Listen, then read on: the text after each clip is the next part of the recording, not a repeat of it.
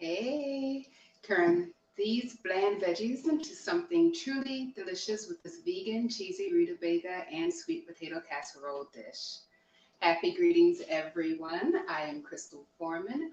I'm the owner and educator of Holistic Wellness and Health, where we make healthy living easy, nutritious, delicious, and fun, with a focus on plant-based food and meditation to help you live a healthier, compassionate, and more vibrant life.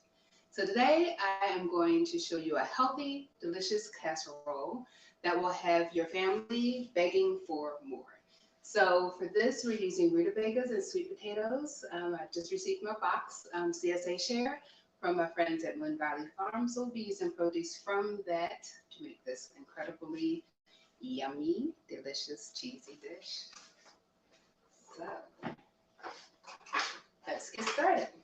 So we have here our rutabaga. So in the CSA share, it was 2 pounds.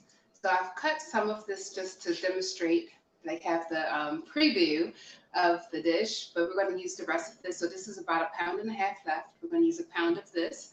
And then we have some fingerling sweet potatoes. This is the Murasaki sweet potato. So it's actually white on the inside and more like a reddish color on the outside. So let me cut that. Actually, I have some cut for you already. So I've already cut up the rutabaga. This is what it looks like on the inside. And this is the Murasaki sweet potato. So it's white on the inside and kind of like that scarlet reddish color on the outside. All right. So for those who are just joining in, we are making our cheesy sweet potato and rutabaga casserole using our locally sourced produce. So for this, I'm going to slice up our sweet potato.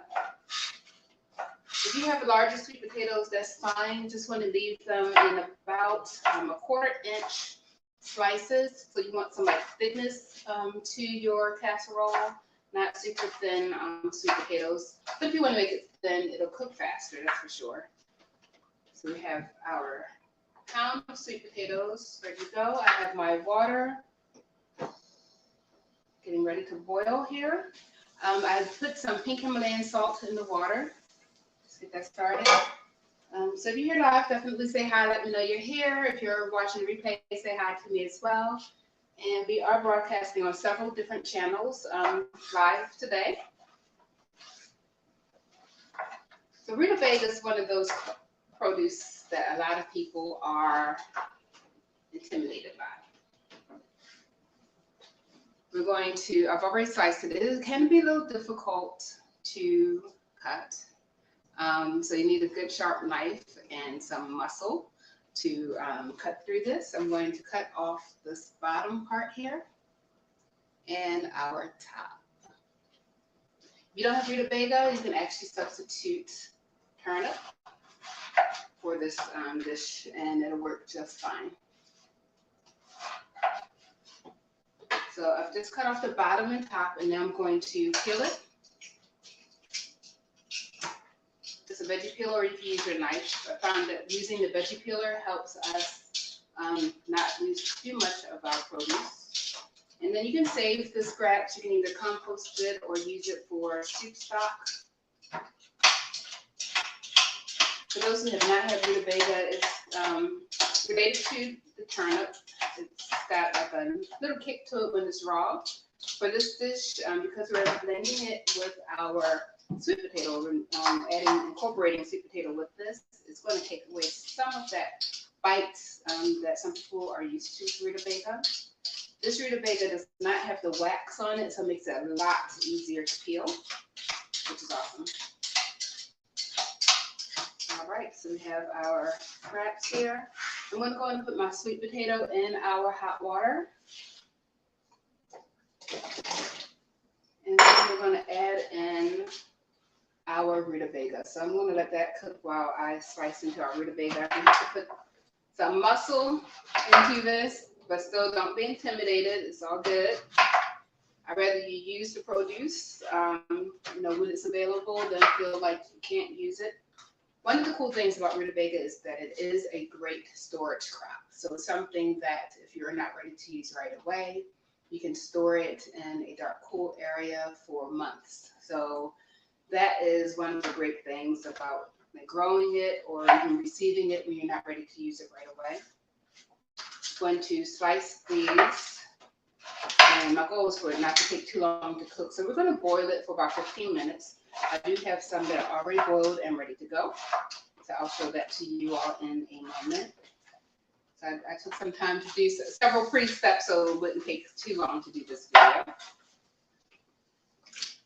I'm going to slice up some more of this. Does anyone have any questions about the rutabaga or about the sweet potato, any of this in general?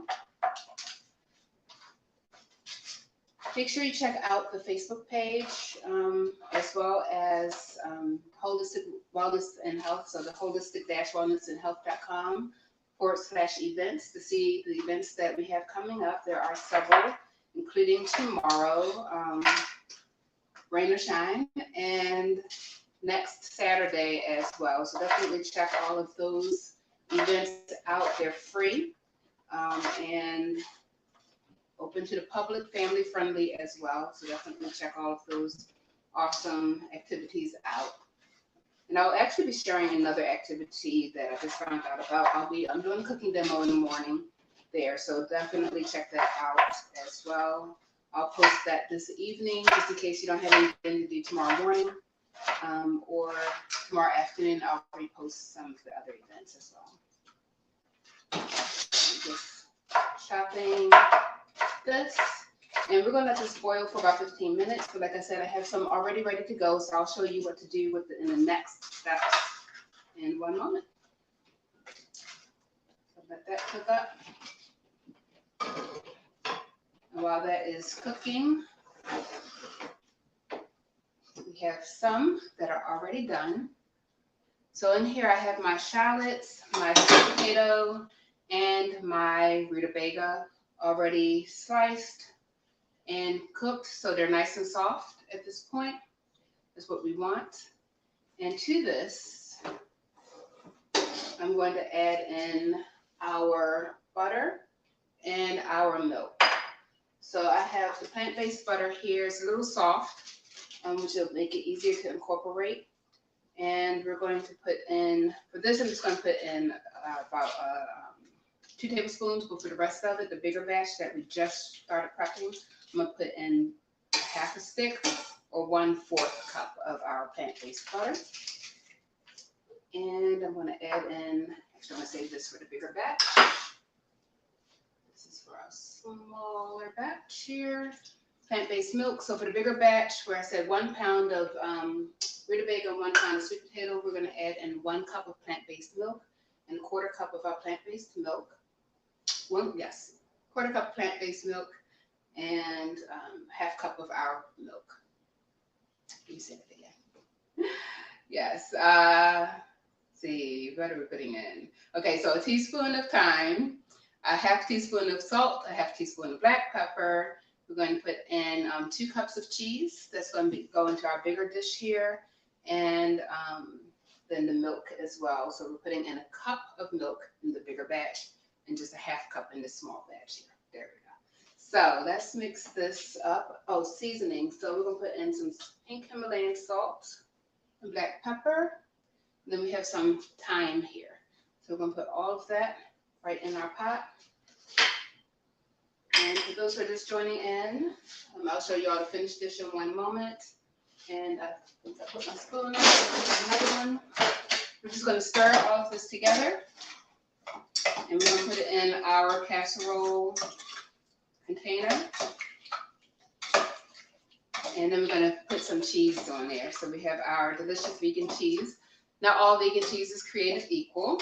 Some melt better than others. Some have a more cheesy flavor than others. I would say experiment, find the one that's best for you, the one that you like the best. I do have my favorites. I'm saving this big container for our bigger batch there, and I'm going to use this container for our smaller batch. All right, I'm just going to pour this right all in. Let's do it this way so y'all can see.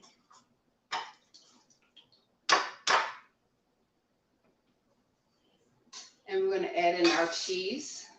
You can also mix the cheese right into the pot, which is actually what I did with the first batch. And then you're going to top it with the cheese as well. So since I did not mix it in just now, I'm going to mix it in this container. Does anyone have any questions? Even if you're watching the replay, you can ask questions. Make sure you tag me. Sometimes people don't see the replay for a while, like a year later, so just let me know if you have any questions, and you can tag at Holistic Wellness and Health or tag at Crystal Forman to make sure I see your questions and or comments. Definitely, if you make this dish, let me know. I love to hear when you all have success with the dish, and even if you don't, let me know that too. I might be able to give you some pointers on how to make it better. So definitely don't feel free to, or don't feel like you can't reach out. Definitely feel free to do so. So I'm just topping this with some more of our plant-based cheese. I'm using the cheddar style. You can use mozzarella style as well. They both work well with this. I'm gonna put this in the oven. And 400 degrees for about 15-20 minutes. So it's not a long cooking dish. Like a lot of root vegetables take a long time to cook, but by us cutting them into like smaller pieces, it doesn't take too long. Like we're going to boil it for about 15 minutes until it's soft, drain it off, and then add all of the ingredients in, mix it together, put it in our casserole container and bake it for another 15 minutes, basically until the milk and butters are like getting nice and incorporated into our root veggies, and the cheese is starting to melt.